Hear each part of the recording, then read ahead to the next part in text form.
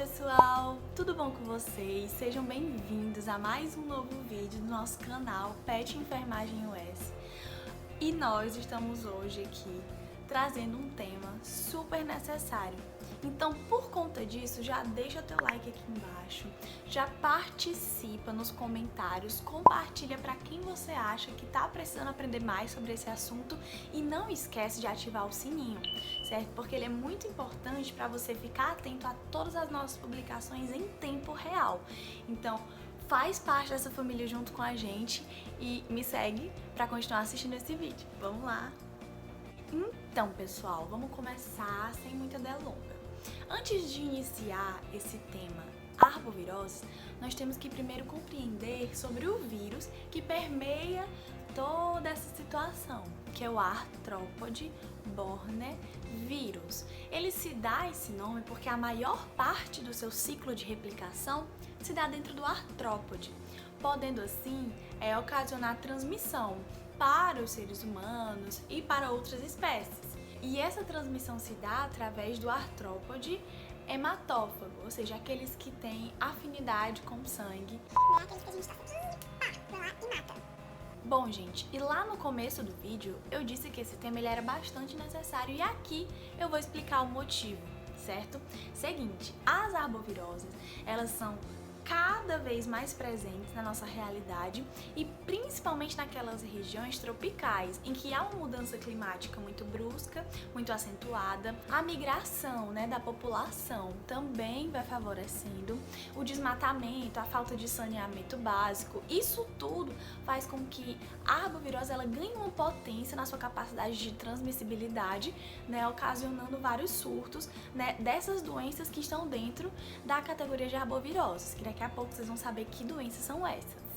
Então, a maioria aqui já deve ter alguma noção, dependendo da série que você tá, do semestre, mas eu gostaria de lançar um desafio. Eu quero que você pause esse vídeo e comente aqui embaixo quais vocês acham que são essas doenças.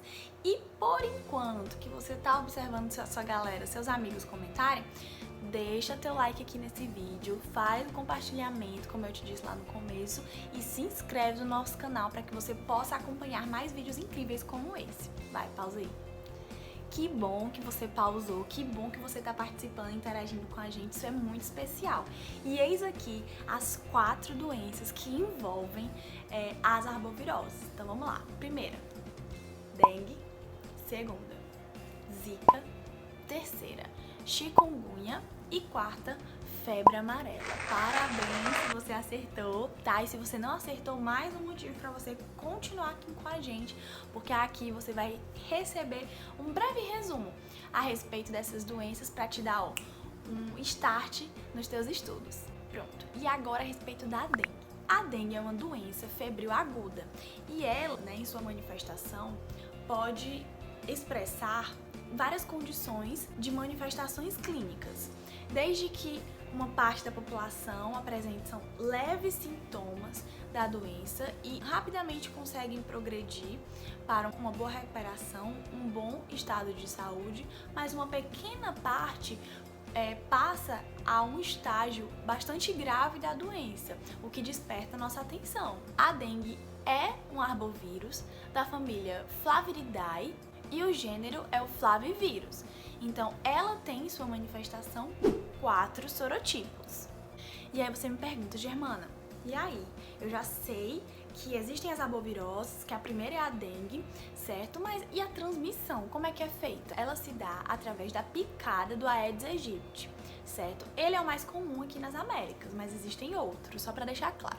E aí é somente por essa transmissão, por esse vetor. Se uma pessoa contaminada, entra em contato com uma outra pessoa que não está contaminada, o fato dela entrar em contato não causa transmissão. O fato dessa outra pessoa entrar em contato com alguma secreção minha, certo? Também não gera contaminação, compartilhamento de objetos, não. Essa transmissão se dá, através desse vetor, o Aedes aegypti. Então a transmissão é bastante simples. Vai lá um mosquitinho, pica uma pessoa que já está contaminada. E aí ele carrega essa contaminação por onde ele passa. E a partir do momento que ele entra em contato, né, com o sangue, com a corrente sanguínea de uma outra pessoa não contaminada, ele vai lá e deposita, né, a sua contaminação. E a pessoa acaba contraindo o vírus da dengue. A respeito da sintomatologia da dengue, nós observamos que elas apresentam muito mais dores de cabeça, certo? Dores nos olhos, na garganta, náusea, né? Dores no estômago, dores musculares e infecção urinária. E o que deve ser bem levado em consideração é a presença da febre nesse período, certo? Então, a febre ocorre de 2 a 7 dias e aí você tem que prestar atenção se você teve contato com alguma pessoa que veio de uma área endêmica, né, ou do vírus, ou pelo menos a presença do Aedes aegypti naquela região, ou então se você vive nessa área e apresentar febre de 2 a 7 dias e 2 ou mais sintomas que eu disse anteriormente, né, fora o exantema, né, aquela irritação na pele mais avermelhada, né, dor retroorbital, ou seja, atrás dos olhos, petequias, né, que são aquelas manchinhas, aqueles pontinhos que se apresentam por toda a pele, náuseas, vômitos. Então, esse é um quadro típico de uma pessoa que está, né, com suspeita dessa doença. E existem alguns sinais de alerta que nós, né, precisamos estarmos atentos para que imediatamente possamos procurar algum atendimento de saúde, certo? E esses sinais são acúmulo de líquido, ou seja, quando a sua barriga, você sente que ela tá como se fosse um extravasamento de líquido, ela tá inchada, ela se diz como ascite, certo? Ao invés de gases, ele é mais líquido, certo? Você batendo assim, fazendo uma técnica, você consegue até sentir aquele movimento, né, da água na barriga. Vômito constante, bastante vômito durante o dia. Dor abdominal intensa, certo? Principalmente a palpação, sangramento das mucosas, letargia, ou seja, a pessoa se apresentar mais sonolenta, sem estar muito responsivo, não responder muito a algumas interações sociais. Então, esses e outros sinais devem nos deixar atentos, certo? Para que a gente busque o quanto antes uma unidade de saúde. E agora a respeito do Zika vírus, ele é um arbovírus, né, pertencente à família Flaviridae do gênero Flavivirus. E a primeira vez que esse vírus foi identificado foi em 1947 na floresta Zika, em Uganda, certo? Quando estavam fazendo um monitoramento da febre amarela selvagem. E aí devemos estar atentos porque o Zika vírus, ele tem sido notificado, né, em vários países, em vários continentes, e aí ele demonstra sua potência não somente nacional, mas global, o que chama a atenção, né, da saúde pública. E a infecção durante a gestação de uma mulher com Zika vírus tem sido bastante associada aos casos de microcefalia, né, que no caso é uma redução das medidas do perímetro cefálico. Como eu disse anteriormente, que era uma preocupação da saúde pública, em 2016 eles tomaram a atitude de instituir uma portaria que legalizava a notificação compulsória desde os casos suspeitos de Zika vírus. Então, a contaminação, a transmissão do Zika vírus ao ser humano, ela se dá também pela picada do mosquito de gênero Aedes, e esse mosquito está contaminado com esse vírus. E aí ele pica uma pessoa doente, carrega esse vírus e vai até uma pessoa saudável transmitindo a doença. Nos seres humanos, o período de viremia ele é considerado curto, sendo possível identificar até o 5º dia desde o início dos sintomas. O RNA desse vírus ele já foi identificado no sêmen, no líquor, no líquido amniótico, no sangue, na saliva e no leite materno. As manifestações clínicas ocorrem praticamente em 20% das pessoas contaminadas. Então, essa doença ela é considerada a maior parte assintomática. Seu período de incubação se dá entre 2 a 14 dias após a picada do mosquito vetor. Ou seja, aquela pessoa foi picada, mas no outro dia ela não vai manifestar os sintomas, certo? É a partir do 2º até o 14º dia. Bom, as manifestações clínicas quando ocorrem, elas se dão basicamente assim: a febre ela é baixa, de 37,8 a 38,5 graus Celsius, a pessoa normalmente sente dores articulares. Elas também apresentam exantema maculopapular, ou seja, manchas vermelhas acompanhadas de prurido, ou seja, coceira pela pele. Mas outros sintomas também são relatados, como cefaleia, como dores retroorbitais, né? Bem parecido com os sintomas da dengue. Então, dessa vez, para você ser considerado um caso suspeito de Zika vírus, você vai precisar apresentar o exantema maculopapular pruriginoso. É quase um trava-língua, mas isso quer dizer que é uma erupção da pele, né, de forma que fique irritado, fique vermelho e que além disso coce. Então você precisa no mínimo apresentar esses sintomas acompanhado febre, irritação nos olhos sem secreção, poliartralgia, ou seja, muitas dores nas articulações, né? E aí, 2 ou mais desses sintomas. Não existe um tratamento antiviral específico para a Zika. O que nós vamos nos atentar é a respeito dos sintomas, né? E aí, o médico, ele pretende descrever a solução para sua cefaleia, para sua dor de cabeça, né? Um analgésico, um relaxante muscular, um antihistamínico, ou seja, um remedinho para alergia, caso você esteja coçando muito aquela região, né? Devido aos exantemas pruriginosos. E aí ele vai tratar mais os sintomas. E aí nós precisamos estar atentos só com relação às gestantes para não ocorrer, né, esse uso excessivo da medicação e acabar causando complicações na gestação. Bom, e agora nós falaremos da chikungunya. E primeiramente, nós vamos dizer a origem desse nome. Ele se origina de uma palavra em Maconde e significa aqueles que se dobram. Porque essa doença ela é caracterizada pela artralgia ocasionada naqueles que ela acomete. Então, eles geram essa incurvação, né, sendo algo característico da doença. A contar de no máximo 7 dias, né, do dia em que o mosquito foi contaminado, ele começa a transmitir a febre. E aí os sintomas dessa doença, eles são muito parecidos com o sintoma da dengue, certo? Podem ocorrer dores muito fortes de cabeça acompanhadas de febre, assim como conjuntivite sem secreção, falta de apetite, presença de exantemas, né, aquela vermelhidão que eu expliquei para vocês, indisposição e cansaço e dor nas articulações, que a dor é sempre a mais presente e ela pode perdurar até o fim dos outros sintomas, até o fim da febre. Então pode perdurar por meses, né, como se fosse uma espécie de sequela.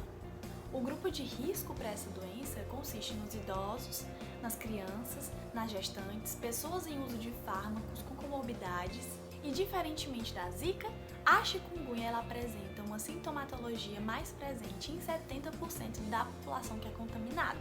Então é sempre importante, quando vocês estiverem estudando as arboviroses, vocês façam essa associação, não daquilo que é parecido também, mas principalmente daquilo que é diferente. Certo? Porque aí a gente vai conseguir saber o que é uma coisa, o que é um caso de dengue, o que é um caso de chikungunya, o que é o caso de Zika e daqui a pouquinho de febre amarela. E aí a chikungunya ela é dividida em 3 fases, certo? A primeira é a fase aguda ou febril, que ela se dá a partir do 1º até o 10º dia da manifestação dos sintomas. Existe também a fase subaguda, que se dá de 10 a 90 dias. E a fase crônica é de 90 dias para frente. Então existem essas 3 formas características e se eu fosse vocês eu ia me aprofundar nessas questões. Bom, e aí você saberia diferenciar as 3 doenças? Primeiramente, a sintomatologia da dengue, ela envolve febre alta, dores atrás dos olhos e intensa dores nos músculos. Já a Zika, ela apresenta uma febre baixa, dor nas articulações e inchaços e manchas vermelhas pelo corpo. E a chikungunya, ela apresenta uma febre alta e dores muito fortes nas articulações. Já a febre amarela, ela apresenta 2 ciclos. O primeiro é o silvestre e o segundo é o urbano. No primeiro, o Haemococcus sabetes é o vetor responsável por picar o bicho silvestre contaminado e transmitir para o ser humano. Já no segundo ciclo, que é o urbano, o Aedes aegypti ele é responsável por fazer aquele mesmo processo da contaminação das doenças anteriores, que é picar o ser humano contaminado e ir até um não contaminado transmitir esse vírus. O período de incubação ele ocorre de 3 a 6 dias, embora alguns estudos confirmem que pode durar até 15 dias. A respeito da transmissibilidade desse período, existem 2 momentos que ocorrem. Um ciclo extrínseco que ocorre no vetor e um ciclo intrínseco que ocorre no ser humano, aquele que está contaminado ou que ainda vai ser. O que é interessante é que a infecção pela febre amarela, ela vai conceder uma imunidade para aquela pessoa duradoura. E os filhos das pessoas que teve essa doença, eles apresentam a partir do 6º mês de vida uma espécie de formação de anticorpos contra essa doença, configurando uma imunidade passiva, porém transitória. Para efeitos de vigilância, a pessoa suspeita de febre amarela, ela deve ter um quadro febril agudo de até 7 dias, manifestando icterícia, ou seja, com os olhos amarelados, assim como suas mucosas, e manifestações hemorrágicas. A pessoa residente ou precedente de áreas que tem essa presença da doença da febre amarela ou de locais com ocorrência de epizootias em primatas não humanos. Com relação ao tratamento para a febre amarela, não existe uma medicação própria, certo? Então é imprescindível que você busque ajuda nas unidades de saúde, para que haja notificação e para que haja um acompanhamento com um profissional qualificado. Porém, existe um adendo que todos precisam estar cientes, certo? É imprescindível que você não faça uso nem de anti-inflamatórios, nem de ácido acetil salicílico, que é o conhecido AS, devido a algumas complicações que eles podem causar. Importante lembrar que existe uma vacina para febre amarela, ela tem 95% de chances, certo, de causar a imunidade nas pessoas e ela é a medida mais importante e mais eficaz para a não contaminação por essa doença, e a formação dessa vacina ela é constituída por um vírus atenuado da cepa. Atenção! Todas as doenças transmitidas pelo Aedes aegypti, ela tem notificação compulsória. Os dados dessas notificações ficam disponíveis no SINAM e também são divulgados pela Secretaria de Saúde Municipal e Estadual, assim como o Ministério da Saúde. E agora nós vamos falar das estratégias de prevenção e combate ao Aedes aegypti, que é esse vetor tão importante para que essas 4 doenças possam, continuar sendo faladas, continuar sendo capazes de contaminar tantas pessoas por aí. E aí o que devemos estar atentos é justamente nesse vetor. Se aquele vetor ele for exterminado, até onde os estudos sabem, nós não teremos mais a manifestação dessas doenças. Então, vamos nos tornar atentos para a prevenção e o combate a esse vetor. E aí existem algumas estratégias para fazer esse controle do vetor, através do controle mecânico, biológico e químico. O controle mecânico se dá pela limpeza de quintais, pela vedação de caixas d'água, pela coleta adequada do lixo. Já o controle biológico ele se dá pela utilização de predadores para o bicho, que muitas vezes são peixinhos.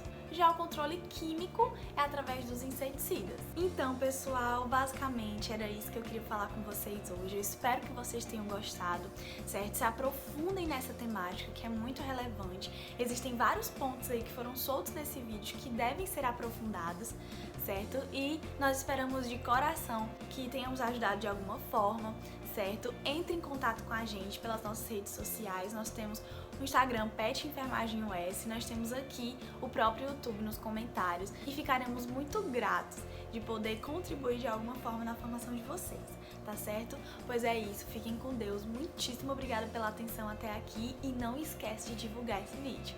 Muito obrigada, até a próxima!